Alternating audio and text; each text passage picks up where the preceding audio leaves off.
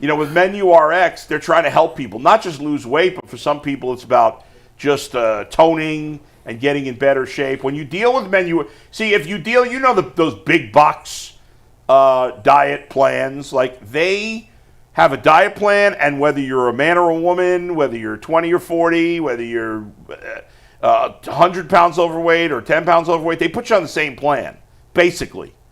That makes no sense if you think about it. A man's going to lose weight differently than a woman. A person 100 pounds is going to lose weight differently than a person 10 pounds overweight.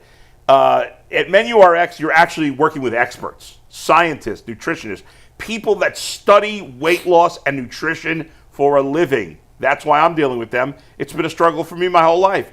If you're obese or if you're just someone who needs to get back in shape, contact the folks at Menu RX, my buddy Dr. Jake May, today. It doesn't matter if you're chasing peak performance, trying to build your dream body, seeking optimal longevity, trying to lose weight. Menu RX will help you reach your goals. Go to menu-rx.com to get your consultation today. That's menu-rx.com. All right, guys, we made it an hour without talking any football. We're going to spend some time in the second time hour this week talking some football. Also talk some Guardians in a second. But the other day, Nathan Zegura, Tyvus' co-worker with the Cleveland Browns, was on the Zach Gelb show. And Zach Gelb asked Nathan Zegura about the Browns' thought process in the draft. Let me give a shout out to Zach Gelb. I know him a little bit. Oh, please, yeah. He does a good job. He used to work at the Fan in New York. His dad was a longtime producer on the Fan, and Zach's a hustler, man. He is always hustling. Considering he does, I don't know what time his show is on CBS Radio now. I think he's got a better time slot, but like when he was first on CBS Sports Radio, or whatever they're calling that now, Infinity Radio, I used to be on there. He was doing overnights, and he was getting good guests all the time because that kid hustles. I shouldn't call him a kid; he's not a kid anymore. But he's a hustler, and he'll whenever he has a good Cleveland-based guest, I'll get a text from him. Hey, so and so was on my show today. If you want to talk about it, so kudos to him. But he had Zegura on. He had Zegura on, and they were talking about the Browns quarterbacks and the whole thought process behind drafting Gabriel, how it impacted the Shedeur pick. And Nathan said something very interesting in the interview about how the Browns looked at Dillion Gabriel in the draft. This is Nathan Zegura on the Zach Gelb show. I think when they brought Joe Flacco in, they thought they were going in this draft with Kenny Pickett, Flacco, and they were going to draft Dillion Gabriel. That was basically the Browns' target in this draft once they knew they couldn't get Cam Ward. That was the guy they wanted, and that's why they took him. They took him obviously a little earlier than I think most people thought he would have gone, but one thing people need to remember is when they made the trade with Jacksonville, they traded down about 20 spots in the fourth round as a part of that deal, and I think if they had 94 and 105, then they're probably... Maybe they take somebody at 94 and they get Dillion Gabriel at 105. But once they dropped all the way down to 126, they thought, let's not wait 32 picks. We really like Dillion Gabriel. Let's take him. So they get Dillion Gabriel there. So my pre-draft rankings, I loved Cam Ward 1. I had Shedeur Sanders 2. Then third, I had Jalen Milroe. I actually put Dillion Gabriel 4th and then Jackson Dart 5. And I got a lot of blowback and pushback. Oh, how could you put Dillion Gabriel as 4? So I'm someone that's pro Dillion Gabriel. What do you think, or what's your understanding of why the Browns loved him so much, where you were saying after Cam Ward, he was their second quarterback on their board? Yeah, he was the target. He wins the way that Kevin Stefanski, at least in my understanding of him, wants a quarterback to win. Great decision maker, accurate from the pocket, can throw on the move in both directions. He's very tough. They love his pocket movement. And one of the things that Kevin Stefanski told me was, we kept watching the tape. We kept being like, where does the height show up? Because that's a knock on him, right? If Dillion Gabriel's 6'3", he probably is the number 2 pick in this draft, to be perfectly honest with you, everything else being the same. He started more games than anybody in college football history, 63. In 3 different programs, he's had seasons where he's thrown for 30 touchdowns with 6 or fewer interceptions. He's thrown more touchdowns than anybody in the history of the FBS. He's played a lot of football. He's very mature. And while a lot of people talk about the pre-draft process of Shedeur Sanders, you can ask a lot of people around the league, and I've heard this from quarterback coaches on other teams as well. He had the best pre-draft process of anybody. Just mature, gets it so good on the whiteboard, completely understands the concepts, understands the playbook, understands what he is being asked to do in the offense. And so they saw a guy that they thought could be a very efficient ball distributor and operator of their operation and of their offense, and think that what he excels at is what this system requires a quarterback to excel at. Was Nathan Zegura talking about Dillion Gabriel before the draft a lot? Nobody was. Well, I don't understand because he's talking about him like he's the next great. I mean, you think he married the guy? If he was 6'3", he'd be the number 2 pick. First of all, I keep hearing people say that. Who gives a shit? He's not 6'3". That's such a stupid thing to bring up. I've heard some people. If he was, that's not true because if he was.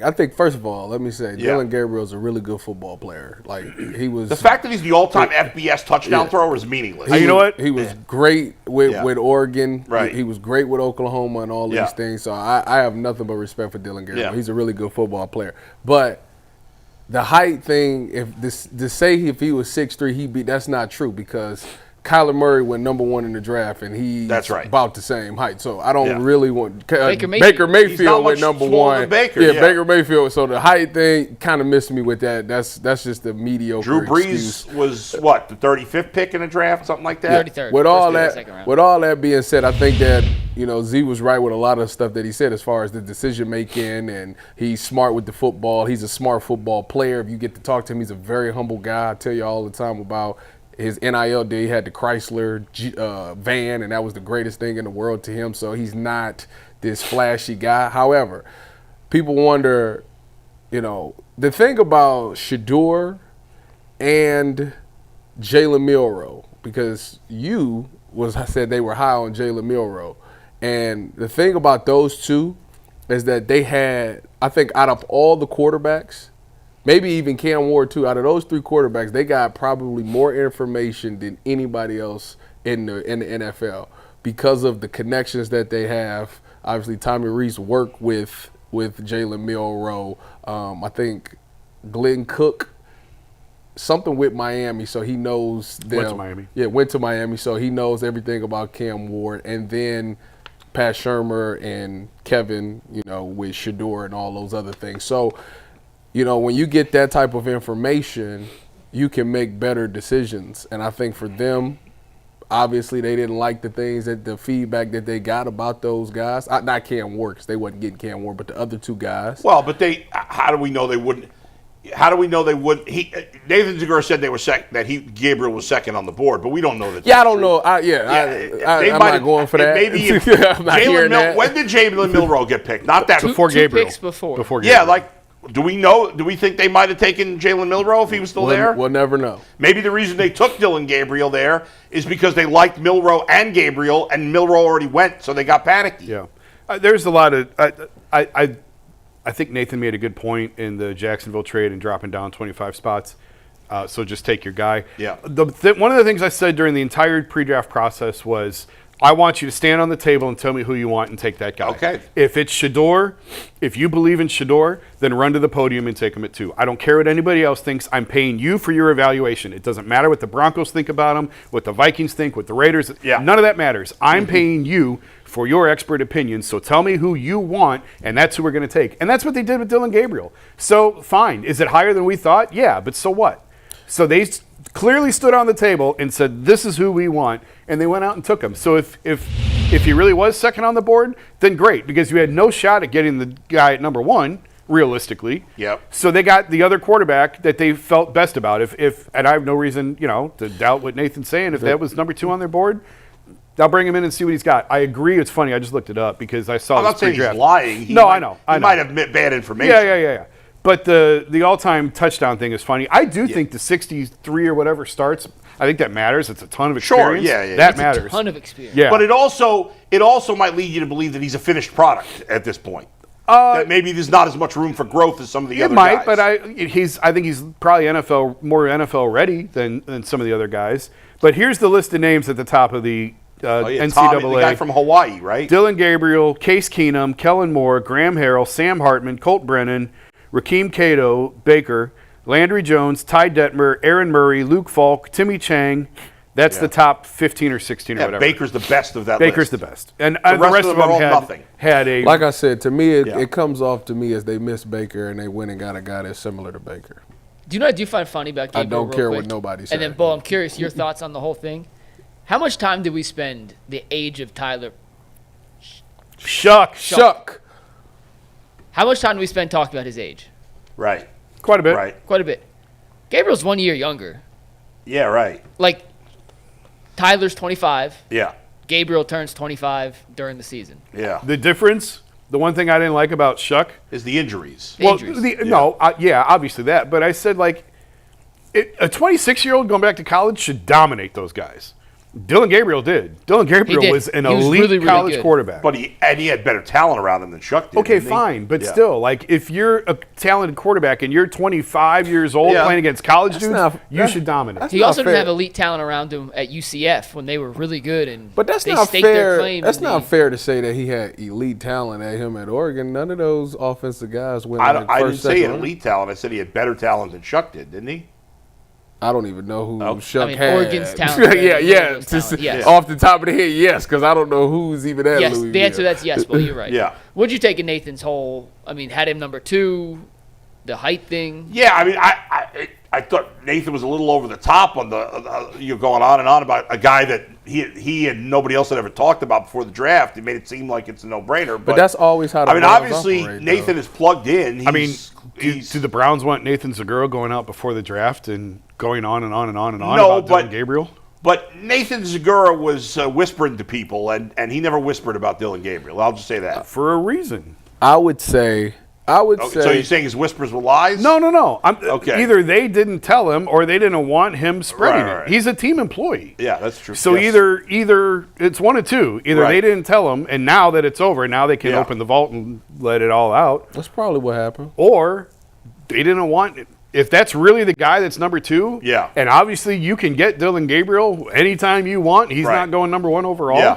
then they don't want that out there. They probably didn't tell him. Do you think they would have taken Milroe if he had been there? You're probably right. They probably didn't tell him. They didn't tell him. Because there's trust, but Yeah. Yeah. there's Well, they didn't tell anybody. Right. Yeah. Nobody knew. Like, as kept that me under being that. in the building, nobody knew. But or maybe it's because he wasn't. Maybe part of that was he wasn't their second guy. That second guy was Milroe, and they lost out on him. Well, entirely earlier. could be. We'll Who never knows? know. Now, it doesn't matter in the end. You know, Kevin Stefanski said yesterday, it doesn't matter where you're drafted at this point. And he's right. He's right. You know, Yeah, like, that's a fact. yes, I mean, it matters to some degree. Dylan Gabriel, no, even if he sucks in training camp, he's not getting cut. He's a third-round pick. Don't say that. 2016, it was the guy that got drafted by the Kansas City Chiefs. Yeah. He played corner. I cannot think of his last name. He's from Notre Dame. That boy got cut. Third round? Third round. That's very rare. And though. I said, because I was in Seattle, I said, oh, if he got cut, then I ain't got a chance. I But was that's drafted. rare, I ain't got a chance. that is rare. But in terms of, like, the Browns' quarterback situation, I think it's irrelevant that Gabriel got drafted higher than Shedeur Sanders. If Sanders outplays Dylan Gabriel in the offseason, he's going to be higher up the depth chart when the season starts. You talking about Shedeur? Yes. Yes. Yeah, that's a fact. Yeah. I told the story before, but I remember Kyle Shanahan saying when they walked off Yeah. the field of practice saying the 7th round guy is the best quarterback we've got. Yeah. So Kevin's That's right. right. Once you're on the field, man. Now you do have more rope as a first round pick, especially course. at that position. But you don't have that situation here. You got a free agent, a dude you traded a 5th round pick for, a guy you picked in the 3rd round, and a guy you picked in the 5th round. Right. There is no extra rope. There's no For any of there's these no guys. high pick capital. Yeah. And there's no money capital Yeah. on any of those 4 guys, which is pretty unusual.